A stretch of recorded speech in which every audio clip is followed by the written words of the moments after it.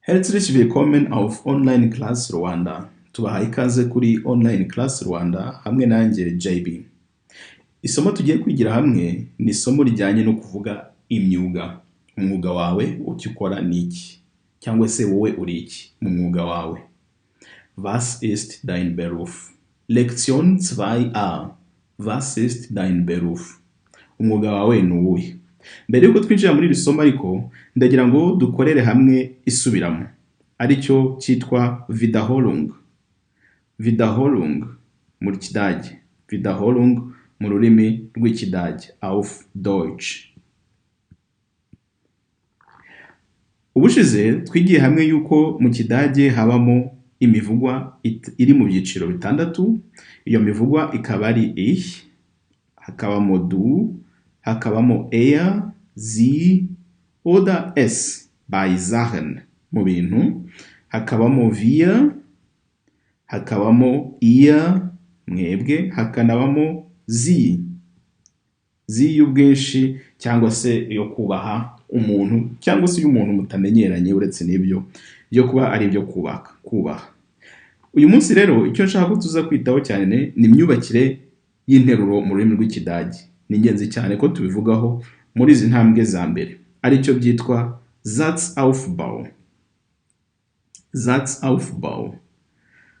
Satzaufbau auf Deutsch ivuga yuko am ersten Platz, ku mwanya wa mbere, ersten Platz, ubundi haba Subjekt.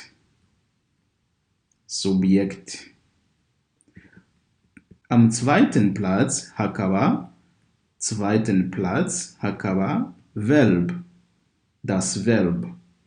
Cyangwa se inshinga. Am dritten Platz hakaza Objekt. Das Objekt cyangwa se icyuzuzo. Objekt.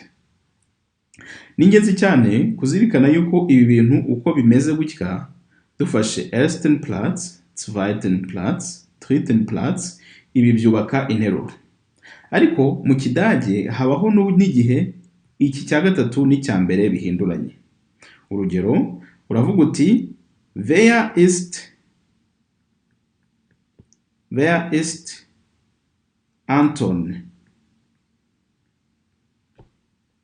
Iki ni ikibazo babajijwe, usubiza ashobora kuvuga ati ich bin das. Ni jyewe Anton, ich bin das, cyangwa se akavuga ati das bin ich.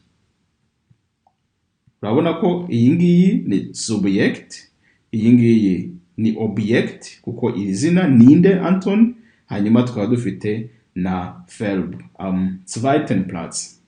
Inshinga ariko ni ingenzi ko iba ku mwanya wa kabiri uretse mu mayirenga yobora tuzigira hamwe.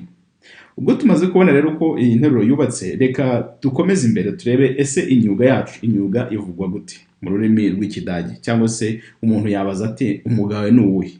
Nk'uko titre y'isomo rivuga iravuga ngo Was ist dein Beruf? Umwuga wawe ni uwuhe. Ariko ushobora no kuvuza uti wowe uri iki. Nabyo turabigira mu Kinyarwanda. Ushobora no kubaza uti Was bist du? Was bist du vom Beruf? Umwuga wawe ni uwuhe. Ese uri umutetsi, ese uri umuganga, ese uri umwarimu, imyuga itandukanye. Ushobora no kuvuga uti womit, ariko uru ni urundi rwego, ni urwego rwigiye imbere. Ushobora kuvuga uti womit verdienst du dein Geld? Dein Geld. Ushobora kubaza uti amafaranga yawe uyageraho uti. Umwuga wawe ni uwuhe, n'icyo ukora kugira ngo ubashe kwinjiza amafaranga. Reka rero turebera hamwe imwe mu myuga iri hano, hanyuma tuze no gufata ingero. Umwuga wa mbere wenda umenyerewe cyane ni uw'ubuganga. Umuganga akaba yitwa Arzt muri masculine akaba ari Arzt, der Arzt. Feminine ahinduka die Ärztin.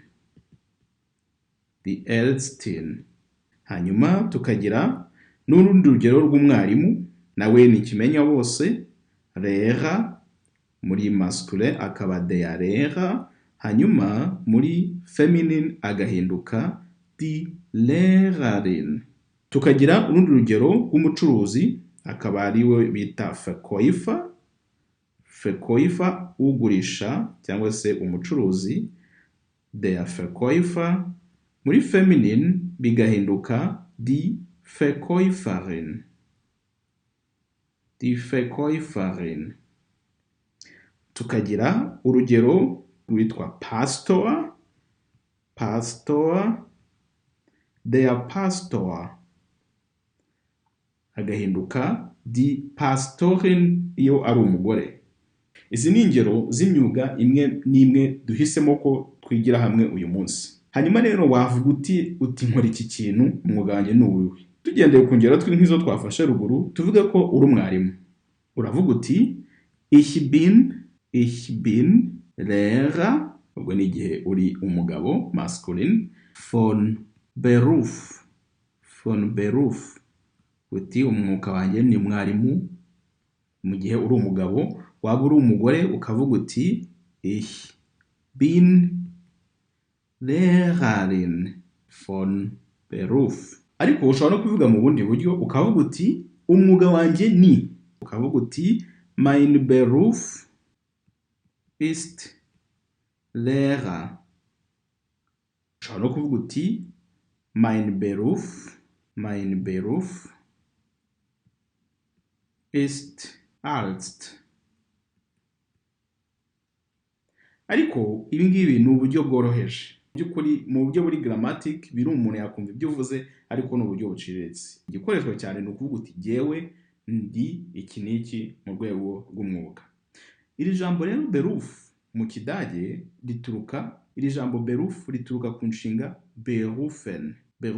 Berufen ikaba ari umuhamagaro cyangwa se guhamagarwa. Guhamagarwa.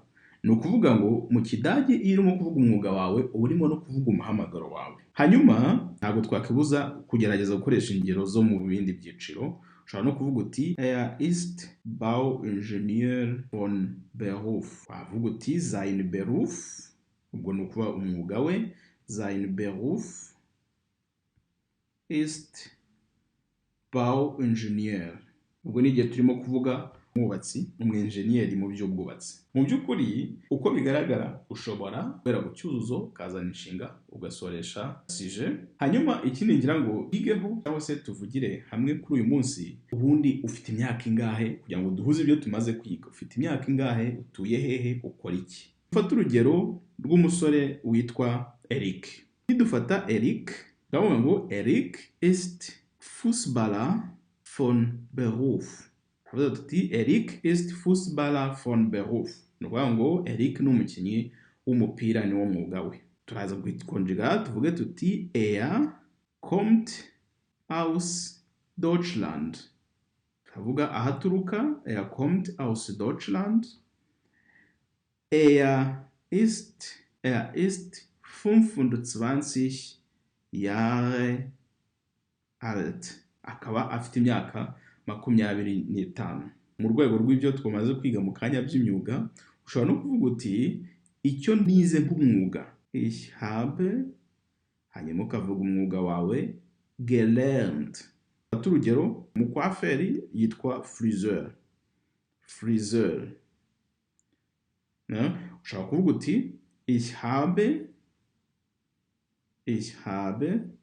Friseur gelernt. Ibi ngibi nabyo tuzabigeraho, biva ku nshinga lernen, kwiga. Iki gihe uba urimo kubwira abantu uti jyewe nize uyu mwuga. Nk'uko twabibonye ushobora kuvuga uti umwuga wanjye ni uyu, jyewe ndi iki n'iki ku mwuga, cyangwa se nk'uko turimo kubibona aha ukaba wavuga uti nize iki n'iki, nize uyu mwuga. Hanyuma ariko ushobora no kuba warabiminujemo. Icyo gihe uvuga yuko wabyize muri kaminuza ukavuga uti hat Medizin studiert. Ni ukuvuga ngo niba yarize ubuvuzi medicine, bisobanuye yuko mu by'ukuri umwuga we ari umuganga. Reka twegeranye ibyo twize uyu munsi dukora inshamake. Uyu munsi twize ko interuro, imyubakire y'interuro mu Kidage aricyo byitwa Satzaufbau, harimo ko habanza subject, tugakurikizaho verb umwanya wa kabiri, hanyuma hakaza gukurikiraho object umwanya wa gatatu. Ariko icyo kwitondera twavuze nuko object na subject byombi bishobora gutangira interuro. Inshinga ye ntishobora gutangira interuro keretse gusa mu gihe urimo kubaza. Ibyo tuzabigarukaho. Hanyuma ikindi twabonye nuko mu myuga ushobora kuvuga uti umwuga wanjye n'uyu, mein Beruf ist, noneho ukuzuzaho umwuga wawe, cyangwa se ukaba wanavuga uti ich bin, ukuzuzaho ibyo ukora, von Beruf. Ikindi twabonye nuko ushobora no kuvuga uti nize iki n'iki, ich habe niki studiert, n'igihe wabiminujemo, cyangwa se ich habe das gelernt. Reka twegereze umusozo. Umukoro w'uyu munsi ni ugushaka indi myuga itandukanye. Ese uretse imyuga twatanzeho ingero, indi myuga uzi wowe ni iyihe? Twandikire imyuga uzi, ubwo ikibazo kikaba cyabaza ngo welche weitere Berufe kennst du? Muzitwandikira aho hasi muri comment section, hanyuma utaha tuzagaruka tubisuzumira hamwe. Mwakoze kubana natwe, Imana ibarinde, murabe igiciro, murakarama.